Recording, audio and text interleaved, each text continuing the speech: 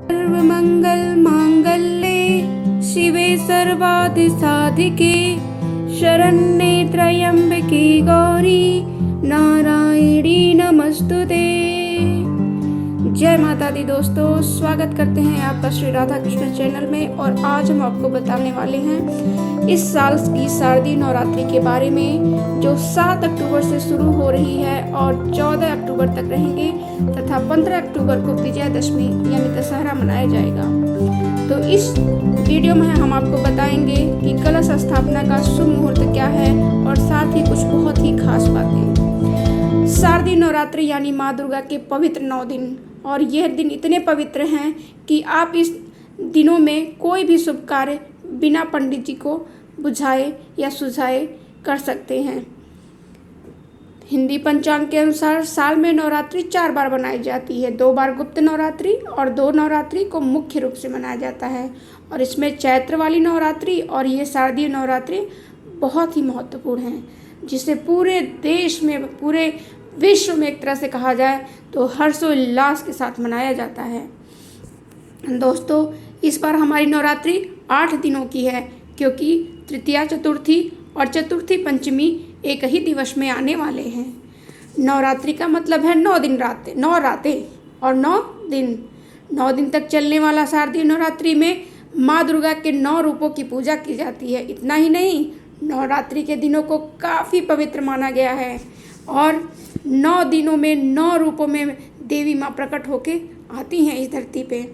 और इस बार तो माता रानी पालकी पे सवार होके आने वाली हैं, क्योंकि इस बार की जो हमारी शारदीय नवरात्रि है वो बृहस्पतिवार से शुरू हो रही है। तो आइए हम जानते हैं कि कलश स्थापना का शुभ मुहूर्त क्या है।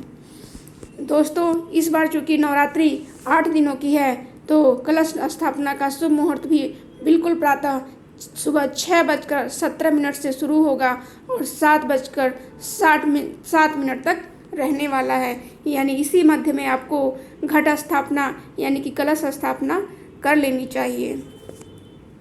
यह समय बहुत ही पावन और बहुत ही महत्वपूर्ण है। तो थोड़ा सा हम इस बार की हमारी जो शारदीय नवरात्रि है उसके कैलेंडर पे भी एक नज़र डालते हैं। तो हमारी नवरात्रि जो है वो 7 अक्टूबर को शुरू हो रही है और माँ शैलपुत्री की पूजा इसमें पहले दिवस में की जाएगी। नवरात्रि का दूसरा दिन 8 अक्टूबर माँ ब्रह्मचारिणी की पूजा होगी। नवरात्रि का तीसरा दिन 9 अक्टूबर, जिसमें माँ चंद्रघंटा और माँ कुष्मांडा की पूजा होगी, क्योंकि तीसरे दिन में तृतीया और चतुर्थी दोनों शामिल हैं। नवरात्रि का चौथा दिन 10 अक्टूबर यानी दिन रविवार को माँ स्कंद माता की पूजा होगी।